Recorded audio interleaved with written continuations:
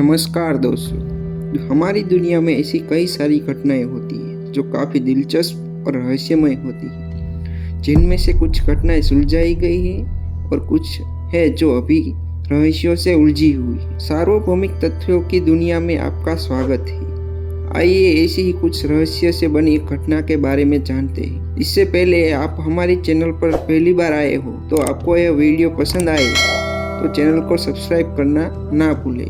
पौराणिक काल में कई ऐसी घटनाएं बनी हैं जिन्हें हम आज भी सिर्फ कल्पना ही मानते हैं, लेकिन सच्चाई यह है कि पृथ्वी के विकास के साथ साथ इसकी सभ्यता और पौराणिक इतिहास समुद्र की गहराई में दफन हो गया, जो आज भी कहीं कहीं मौजूद है।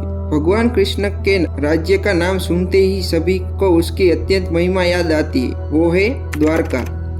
लेकिन क्या आप जानते हैं कि द्वारका एक वास्तविक नगर था या एक कल्पना थी? द्वारका एक प्राचीन धार्मिक नगरी है जहाँ कभी भगवान श्री कृष्ण निवास करते थे, लेकिन अचानक ऐसा क्या हुआ कि यह पूरी नगरी पानी में डूब गई। इसके सबूत के तौर पर इसके खंडर आज भी समुद्र की गहराई में मौजूद है। तो आइए जानते हैं कि क्या है इसका ऐतिहासिक रहस्य। मथुरा छोड़ने के बाद भगवान श्री कृष्ण ने विश्वकर्मा से एक ऐसे शहर की रचना करवाई जो बहुत विशाल था और उस वक्त की सबसे एडवांस नगरी थी। इस शहर का नाम द्वारका शहर रखा था। द्वारका नगरी चारों ओर से समुद्र से घिरी हुई थी, लेकिन कृष्ण की मृत्यु के बाद इस नगरी का क्या हुआ किसी को पता नहीं। लेकिन इस महाप्रलय की क्या वजह थी जिसके कारण द्वारका का नाश हुआ? पुराणों के अनुसार द्वारका के पतन का कारण एक महातूफान था, जिसे प्रलय या महाबाढ़ के रूप में जाना जाता है। यह सुंदर नगरी शोध के अनुसार खुदाई के दौरान मिली द्वारका की कहानी 6000 साल पुरानी है। यह शहर एक प्राचीन विकसित सभ्यता से जुड़ा है, जिसका निर्माण तब हुआ था जब यहाँ कोई अन्य विकसित शहर नहीं था। यह आज के अत्याधुनिक शहर के समान था। भारतवर्ष का सबसे विकसित और अत्याधुनिक राज्य था। खोजबीन की गई, कुछ सबूत मिले। इस मिथकों को सच साबित करने वालों में से एक है द्वारका। कहा जाता है कि द्वारका वर्षों पहले हिमयुग के अंत के कारण नष्ट हो गई थी, जिसके कारण समुद्र का स्तर ऊपर उठ गया था। मथुरा से चले जाने के बाद भारत के तटीय शहरों में एक था द्वारका। द्वारका ने पैतृक भूमि को उचित रूप से पुनः प्राप्त किया। इसे कृष्ण की कर्म भूमि के रूप में भी जाना जाता है। द्वारका भारत के 7 शहरों में से एक है। शेष 6 शहरों के नाम मथुरा, काशी, हरिद्वार, अवंतिका, कांचीपुरम और अयोध्या है। कुछ लोग द्वारका को द्वारवती, कुशस्थली, आनर्तक, ओखामंडल, अंतिक द्वारका, चक्रतीर्थ, द्वीप और वारी दुर्गा के नाम से भी जानते हैं। यह शहर लंबी दीवारों से घिरा हुआ था, जिसमें कई द्वार थे।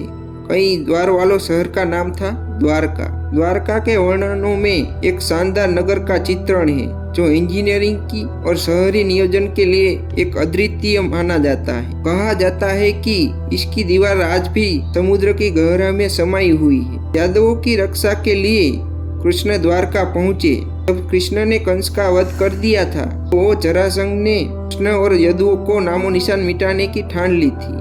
जरासंध जब भी मौका मिलता तो मथुरा और यादवों पर हमला करता रहता था। धीरे धीरे उसके अत्याचार बढ़ते गए और अंततः कृष्ण ने यादवों की सुरक्षा के लिए मथुरा छोड़ने का फैसला किया। कृष्ण अपने 18 नए रिश्तेदारों के साथ द्वारका आए। सभी लोग यहाँ आराम से रहने लगे। समय बीतता गया और 36 वर्ष तक शासन करने के बाद श्री कृष्ण अक्षरधाम सिधार गए। यह वह काल था जब यादवों के अलावा जरासंध और उनके कट्टर शत्रु यवनों को बीच भी भयंकर युद्ध हुआ था। इस स्थिति में समुद्र और आकाश ने द्वारका नगरी को ढक लिया था। द्वारका के समुद्री खंडरों को सबसे पहले भारतीय वायुसेना के पायलटों ने समुद्र के ऊपर उड़ान भरते हुए देखा था। इसके बाद 1970 में जामनगर गजेटियर में इसका उल्लेख किया गया था। इससे पहले लोगों का कहना था कि द्वारका एक काल्पनिक शहर था, लेकिन इस धारणा को पुरातत्व प्रोफेसर SR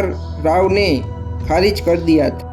प्रोफेसर राव और उनकी टीम ने 1980 में द्वारका की 560 मीटर लंबी दीवार की खोज की थी, जहां उन्हें 1528 ईसा पूर्व से 3000 ईसा पूर्व तक के मिट्टी के बर्तन और खिलौने मिले। इसी खोज के दौरान प्रोफेसर राव ने कई रहस्यों से पर्दा उठाया। 2005 और 2007 में भारतीय पुरातत्व सर्वेक्षण के निर्देश में भारतीय नौसेना ने गोताखोरों द्वारा किया गया नौसेना और पुरातत्व विभाग के एक संयुक्त शोध में डूबे हुए शहर के अवशेषों का पता चलाया। नमूने एकत्र करने वाले नौसेना के गोताखोरों ने 40,000 वर्ग मीटर के क्षेत्र में अवशेषों की खोज की और वहां पड़ी इमारतों के टुकड़े एकत्र किए, जिन्हें शुरू में चूने पत्थर के रूप में वर्णित किया गया था। बाद में पुरातत्वविदों ने यह कहा कि टुकड़े बहुत बड़े हैं, वहाँ एक समृद्ध अवशेष है। खोज के परिणाम द्वारका के अस्तित्व को सिद्ध करते हैं। संरचनाओं की खोज, वस्त्रालयों के अवशेष और अवशिष्टों की कार्बन डेटिंग सभी उन सभ्यता के लक्षण हैं जो हजारों वर्ष पहले फलित हुए थे। शहर और मंदिर, इन नमूनों को देश की प्रयोगशालाओं में भेजा गया, जबकि खोज से संबंधित डेटा कई राष्ट्रीय और अंतर्राष्ट्रीय विशेषज्ञों के सामने प्रस्तुत किया गया। इन विशेषज्ञों ने अमेरिका, इजराइल, श्रीलंका और ब्रिटेन के विशेषज्ञ भी शामिल थे। 2001 में सरकार ने गुजरात के समुद्र तट पर प्रदूषण से होने वाले नुकसान की जांच के लिए राष्ट्रीय महासागर प्रौद्योगिकी संस्थान का चयन किया। जब समुद्र तल की जांच के दौरान एक सर्वेक्षण किया गया तो सोनार पर एक मानव निर्मित शहर देखा गया। जब इसकी जांच की गई तो पता चला यह शहर 32,000 साल से समुद्र में दफा हुआ है।